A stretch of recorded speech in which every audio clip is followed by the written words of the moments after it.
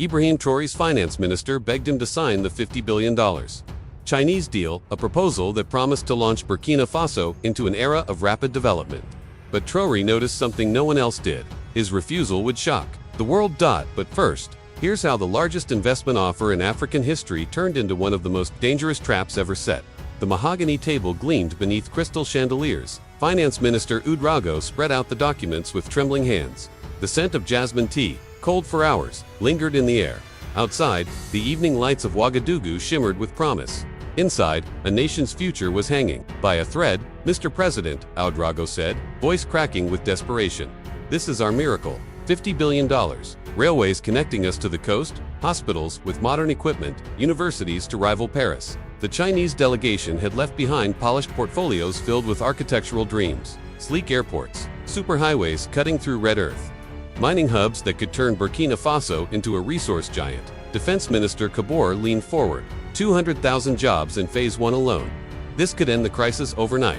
Economic Minister Ouedraogo added, eyes shining. Chinese surveys show $200 billion in lithium reserves. We keep 30% ownership. Traoré listened in silence, watching the desperation reflected on each face. 70% of Burkina Faso's population lived on subsistence farming. Children died of preventable diseases. Schools didn't have chalk, let alone books. "Mr. President," said Health Minister Kers softly, "we have 3 ventilators for 2 million children. This deal could save thousands of lives." The numbers were overwhelming. More wealth than the country had ever seen since independence. But a chill settled in Traoré's gut. "Have you read every document?" he asked suddenly. Uneasy glances were exchanged. Ouedraogo hesitated. "Yes, I mean, there are hundreds of pages. Legal jargon, financial projections, technical specs. We reviewed everything, including the repayment terms and collateral agreements." "What collateral?" Traoré asked. "Standard clauses, port access, mining rights, land leases, but only if we default. It's normal." Traoré opened a slim classified folder filled with intelligence his team had gathered quietly. "According to our contacts in Sri Lanka," he said, "standard means inevitable." Silence. He read from reports, warnings, from other nations that had signed similar deals. Sri Lanka took loans for port development. They defaulted. China now controls Hambantota port for 99 years. Pakistan built the China-Pakistan Economic Corridor. Their debt ballooned. China now holds sway over Gwadar port and key infrastructure. "It's not aid," Traoré said. "It's financial engineering designed to transfer control of critical assets." He spread out independent calculations. "Based on our current revenues, we could afford maybe 40% of the debt payments. Lithium won't generate profit for 5 years, but payments start immediately." Ouedraogo stared at the projections, the color draining from his face. "We'd default in less than 18 months. Exactly. Then came the hidden clauses. Upon default, China would gain operational control of the entire railway system, exclusive mining rights, and thousands of hectares of farmland labeled as special economic zones. Kabore's voice was barely audible. "They're not investing in us, they're buying us. In installments, they're more." Traoré said, his voice tight. "Angola owes China $20 billion. Chinese firms now control their oil exports. Ethiopia borrowed $13 billion.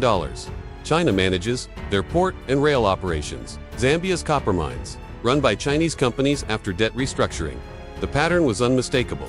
"This isn't partnership," Traoré said. "It's control, disguised as generosity." Every nation that had accepted China's generous terms had surrendered its economic sovereignty within just a few years. "But Sir," Ouedraogo pleaded, "what alternative do we have? Our people are suffering while we debate sovereignty." The question hung in the air, like smoke, thick, heavy, and inescapable. Every minister looked to Traoré, waiting. His next words would define their nation's future. "What?" Ibrahim Traoré said next, stunned the entire room. "We build it ourselves." The statement felt impossible. The country was broke. Their infrastructure barely held. But Traoré's voice grew stronger. "Burkina Faso has $15 billion in proven gold reserves. Our lithium is worth $200 billion at current prices. We don't need China's money. We need their knowledge paid for fairly, at market rates." He laid out his vision: technology transfer agreements, not debt traps; engineering expertise, not land concessions; full national ownership of every railway, hospital, and school built. Infrastructure Minister Ouedraogo looked doubtful. "That would take decades, not years. Built by African hands.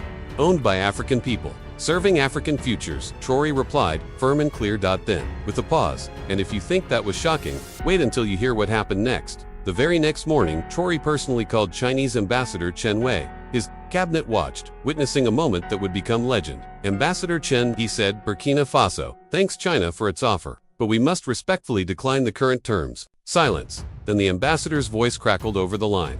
Mr. President, $50 billion. No African nation has received such generosity. Which is exactly why I believe there are extraordinary reasons for such terms, Traoré replied, calmly. After analysis, we've identified those reasons: debt trap diplomacy. You are making a grave mistake, Chen warned. This offer will not be repeated. I am counting on that, Traoré said softly, ending the call. Consequences shook to countenance. Within hours, the news dominated international headlines. Western media praised Traoré's courage in rejecting what they called economic colonialism. Chinese state media condemned his decision as ingratitude that keeps Africa poor. But the most important responses came from across Africa. One by one, African presidents called many had received similar offers. Now, they were reconsidering. Within 6 months, the African Union introduced new guidelines for evaluating foreign investment. An early warning system was created to detect debt trap deals, and an African Development Bank initiative emerged offering regional alternatives for infrastructure financing. Back home, the transformation was profound. Traoré's bold rejection sparked a national movement for self-reliance. Young engineers postponed immigration plans, inspired to help build their homeland. Local mining cooperatives formed, practicing sustainable extraction. Agricultural collectives began investing in irrigation using domestic savings. New technical universities launched knowledge transfer programs without giving up an inch of land. Progress was slower than the Chinese timelines had promised, but every brick laid was fully Burkina 1 year later. Speaking at the African Union, Traoré said, when China offered $50 billion, they weren't offering development. They were offering dependency with better infrastructure. Applause rippled through the assembly. He continued, true development cannot be borrowed or gifted. It can only be built by the people who must live with its consequences. The most meaningful response came not from a president, but a student. In a handwritten letter, she wrote, Mr. President, my family was angry when you rejected the Chinese money. We needed hospitals and roads. But now, I understand. You didn't reject development, you chose dignity. Reading her words, surrounded by architectural plans drafted by Burkina engineers and funded by Burkina resources, Traoré reflected on the choice that had defined his presidency. When his finance minister begged him to sign that deal, everyone else saw salvation. Traoré saw a test of whether Africa was ready for the harder road of true independence. And his answer echoed, across the continent, they were ready, and that choice was worth more than all the gold China could offer.